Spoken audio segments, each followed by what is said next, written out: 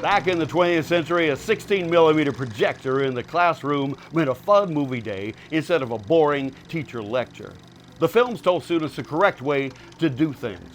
But what if the kids learned a different cinematic lesson?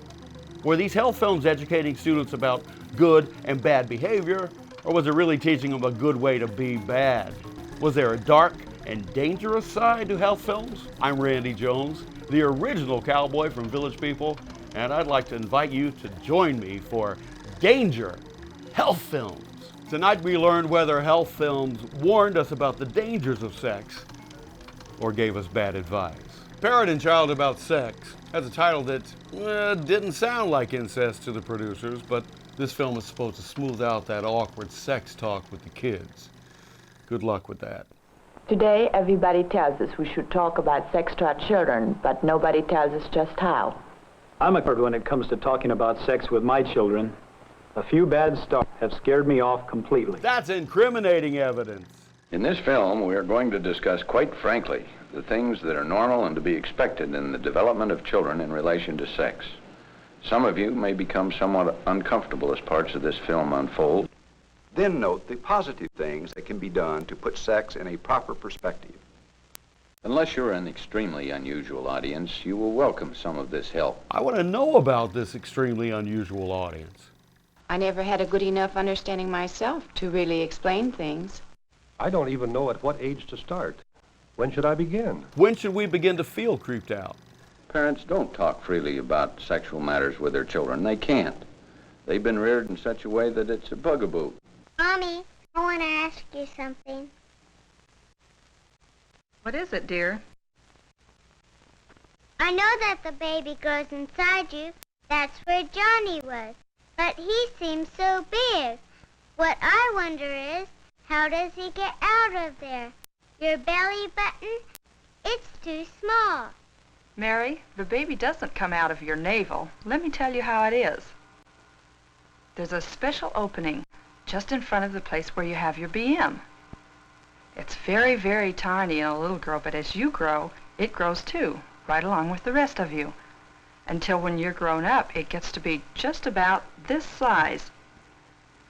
Now, when the baby's ready to be born, it stretches up to be about this size, just big enough for the baby to slip through, head first. Then after the baby's born, it goes back to its regular size. I like that, but there's something else. How did the baby get started in there? When a boy grows up and is ready to be a father, he is able to put his penis into the vagina, that special opening that mothers have. And when he does this, he can plant the seed that starts a baby to grow. How did Mom skip calling it the most unbearable pain imaginable? And I did it for you. Mary's last question is one many parents have trouble fielding. You notice that the mother is giving clear, direct answers within this child's ability to understand. Surprising as it may seem in our sex-geared culture, children who have had a matter-of-fact approach to this subject have no more curiosity about this than many other interesting things. As children get a little older, there is a behavior pattern that is common to almost all boys and a large number of girls. I'm referring, of course, to masturbation. Let me at this point make a clear-cut scientific statement. Masturbation is not harmful. The young child often plays with his genitals, and after puberty, masturbation is a common release mechanism for the sex drive. Growing boys will either masturbate to get rid of this energy or have a nocturnal emission, the so-called wet dream. Since sexual fantasies or dreams often accompany these experiences, the teenager will sometimes feel guilty or ashamed. What he needs right then is reassurance from his parents that they know these things happen and that the experience itself is not harmful to health or to normal growing up, not important at all. It should be viewed as just a passing phase. Parents are very wrong who add to guilt by terrifying the teenager with fables and myths, or by giving the impression that the genital areas are evil or taboo. Tammy, don't do that. Shame, that's nasty. You know better than that. This will be the takeaway for most parents watching this film. The child's whole attitude towards sex, then, is built on the premise that there is an element of badness in it. He can't help himself. Every so often I get a strong sex urge, and the only way I can take care of it is to masturbate. And when I do, I feel awful. It's just like I've committed a crime or something. It's only a crime if you soil a priceless piece of art. George, I'm really pleased that you can tell me about this. Perhaps it's because we've known each other for so long. You know, you really don't need to be upset about this. Actually, the main thing that concerns me is that it has you upset. The only thing I can tell you as a doctor is that what you're doing is just part of growing up. It's something you probably will do once in a while, whether you think it's a good idea or not. From a medical point of view, George, I only wish society could look at it in its proper light. Before this movie ended, George's classmates had 36 new nicknames for him.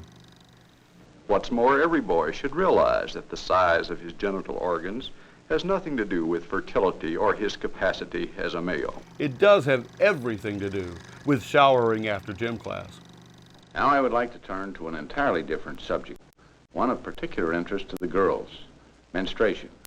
This is a topic, Dr. Evans, that I think you can give us some advice of a real expert. There's been a real change in our approach to education about menstruation. It's hard to believe what grandmother experienced, but let's hear her story. I'll never forget when I was 14 years old. I went to the little outhouse on our farm. My new dress was stained and there was blood on my underclothes. I ran inside and showed my mother. And all she said was, "You're menstruating," and turned and walked away. I had to find out how to take care of myself from my cousin. Why do you suppose your mother didn't tell you in advance? Ignorance. Just plain stupid ignorance. So much for country wisdom when it comes to OBGYN advice. This rarely happens today. A mother who's had this experience is not likely to repeat it with her own daughter. Hopefully, the subject will come up for discussion at home long before the film strip about menstruation is shown in a girl's health class during the 6th grade. And when did you first learn about menstrual periods? Oh, I really can't remember. I just always sort of seemed to know something about it, and I knew that I'd have them someday. But I think I was a little misled by some of the booklets and films that we saw. There was too much that was rather flowery. What I mean is, everything was either delightfully benign or scientifically factual, and was so detached from me. None of the nuisance elements were brought out, and really, that's what's the biggest headache to most girls. I guess they were still in the stone age of menstruation in the swinging 60s. No one ever mentions that you can wear 2 pads on a heavy day or that tampons are all right even if you aren't married.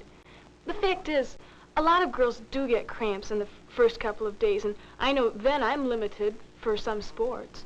Good communication between parent and child is one of the best ways of preventing problems. What we really learned is that parents don't know how to talk about sex, and kids don't want to think about their parents having sex. The best news from this film is girls can skip gym because of cramps, and a boy's monkey needs spanking. Condoms are a responsible option. Turns a one-night stand into standing room only in your bedroom.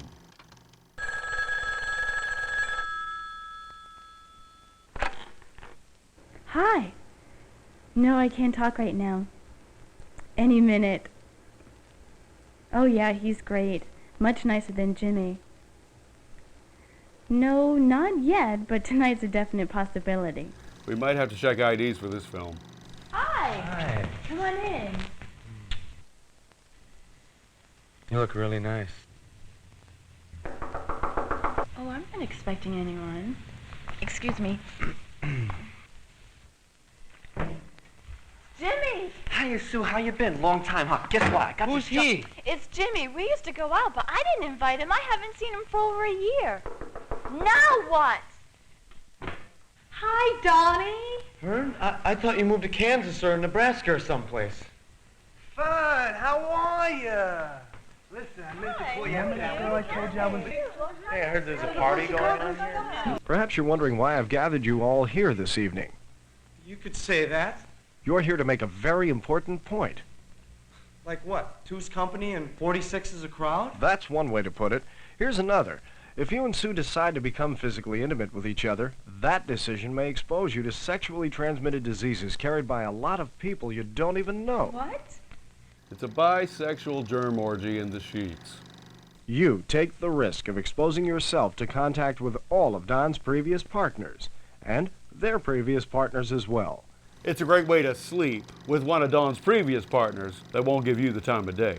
And you can catch the same strain of chlamydia as the popular kids. You know, this is a little embarrassing. It's also extremely dangerous, because one of the sexually transmitted diseases we're talking about is acquired immune deficiency syndrome, a condition which destroys your body's ability to fight off disease, including cancer. It's a merciless killer, most often referred to as AIDS. AIDS? According to the Centers for Disease Control in Atlanta, 1 out of 5 Americans has a sexually transmitted disease at any one time. These diseases include syphilis, gonorrhea, herpes, chlamydia, AIDS, or any of 30 different conditions. Saying we're all gonna die of AIDS? Far from it. AIDS can be avoided, just like other sexually transmitted diseases. You can protect yourself. Go on. You can decide not to be sexually active. Easier said than done. I'd say it's pretty easy if you forget to shower and brush your teeth. Which will give you complete protection against becoming infected through any sexual contact. If you are sexually active, condoms provide a powerful line of defense against sexually transmitted diseases, including AIDS. Excuse me, but this is boy talk, isn't it? I mean, they don't take the pill for us, so why should we have to worry about condoms for them? This is why. Men are more likely to give AIDS to women than women are to give it to men. It's like a vacuum cleaner on your wedding anniversary. Well, what if you never bought condoms before? You never bought a condom before? Well, I tried to once. I just didn't know what kind to get. There are many types to choose from. Some are made of latex rubber and some of animal intestines. Some have ridges and other features to increase sexual stimulation. But even if you know what you're looking for, it's still embarrassing to go in and buy them. It's even more embarrassing if you try them on in the dressing room.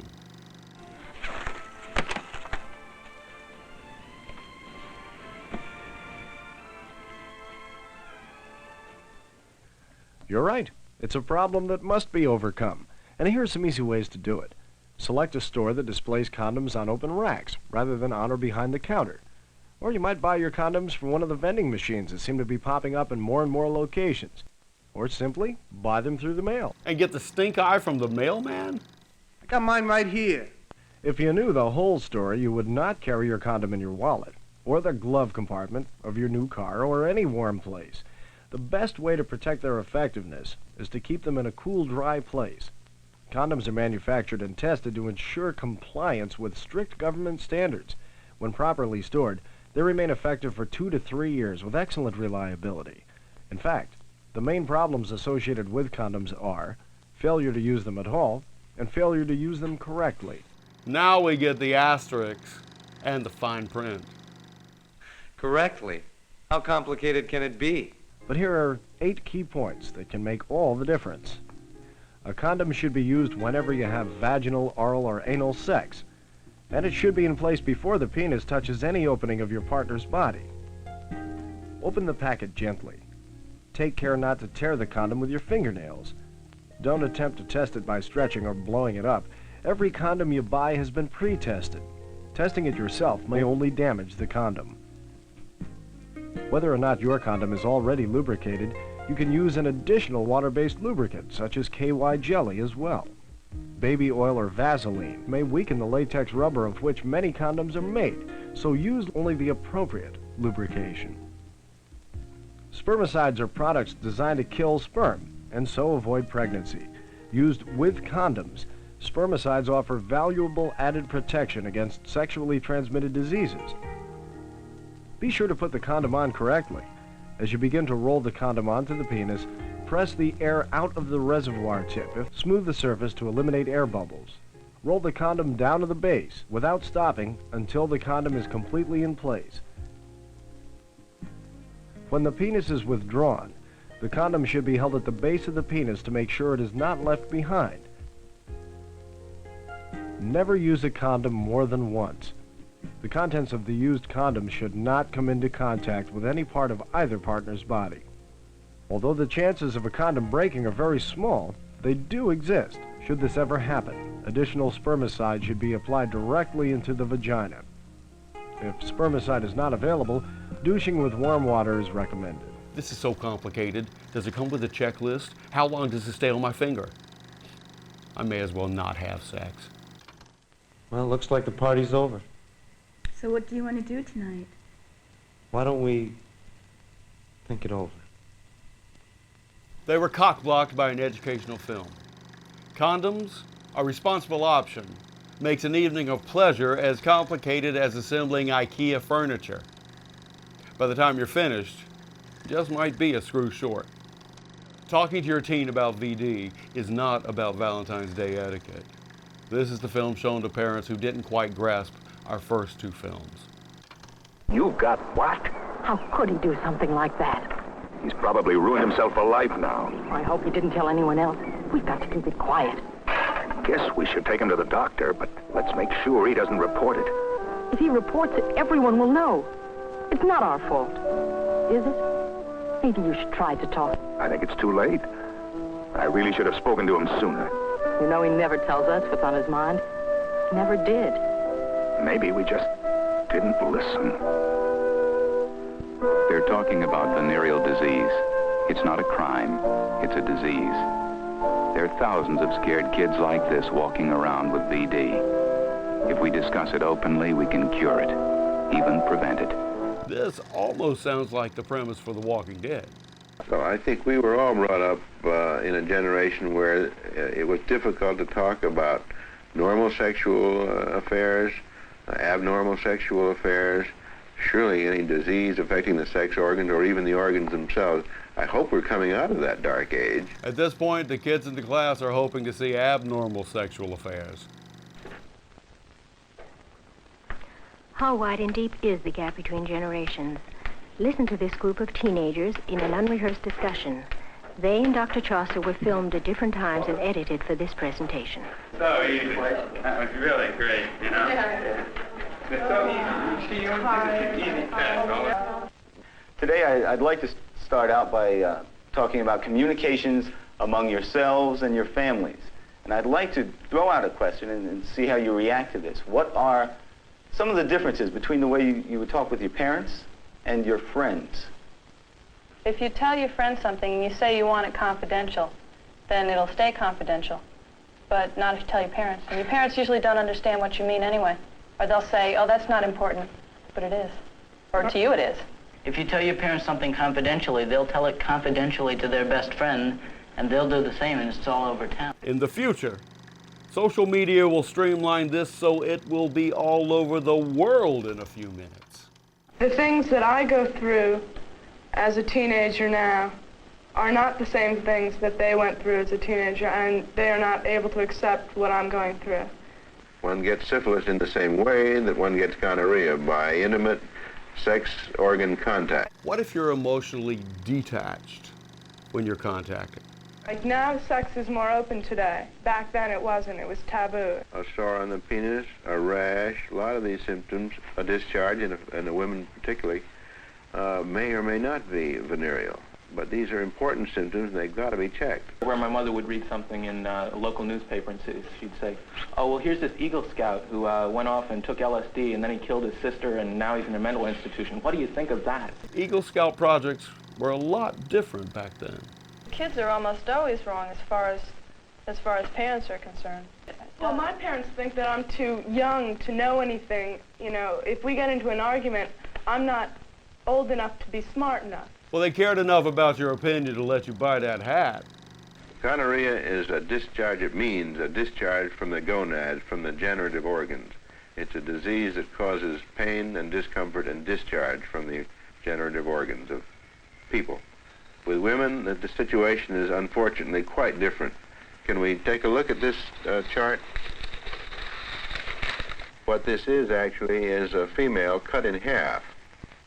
In later stages of gonorrhea, this infection in the mouth of the womb, which the woman feels not at all, this is not a sensitive area, she isn't aware that she's infected, can spread up through the womb, out into the tubes and ovaries, and cause severe permanent damage to these organs, these internal organs. Why is he cutting women in half? There's too much conflict, you know. He hasn't really accepted me as a girl, but like one of the guys, and so we just don't talk. And my mother's national pastime is worrying, so I don't talk to her either. If the infection happens to hit this little passage where urine comes, there may be burning on urination, but there may not. And females don't come to it. You have to get them in and tell them that they have been exposed to a male and therefore they probably have gonorrhea. If you're sure what you're dealing with, there are a number of drugs, but they vary, that are effective. Burning urination sounds like some X-Men mutant power. Why not call it Grandma's bladder? Who wants that? The first person, and probably the only person that I really talked to about it, once a test came up positive, would be my partner, and tell her, that she has it, and get us both, treated and dealt with. I think I'd discuss it first of all with my brother, because I feel that, he's somebody that I know will keep everything confidential, but yet he knows enough that he'd be able to give me some good advice about it. And I'm sure I'd go and get it treated. And then maybe, later, like maybe a couple months later, then go and try and tell my mother, or maybe even both my parents, but I would never tell them before. I'm guessing they might all catch something at a Doobie Brothers concert. To the male, if the infection is allowed to go for too long, it causes scarring of that tube inside the penis. If that scarring in later life, as it often does, becomes severe, it causes interference with the passage of urine, a very extensive and damaging problem. It also may cause sterility in the male and chronic infection in the glands.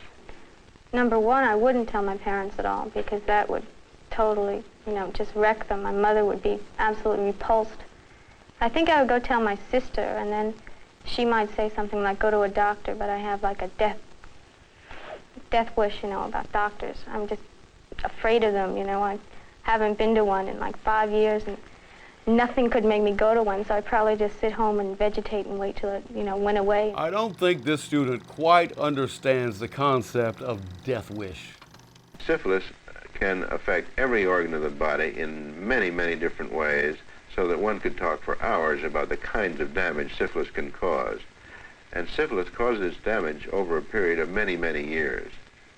The original sores and rashes go away, but later, severe damage to bone, to muscle, to kidney, to heart, to liver, to brain, all these things can occur severely.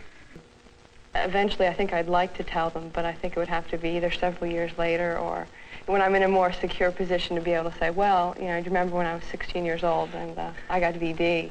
And then they would be removed from it. They wouldn't have the immediate reaction. They'd, be able to say, well, I'm glad, it's all over with, but I wish you could have come, to me then. Talking to your teen about VD reminds us that a bad 70s haircut will not prevent you from getting syphilis. What do you think now? Did these health films really warn about the dangers of teens doing it? Or did it educate students how to make your parents squeamish and learn how to catch burning urine?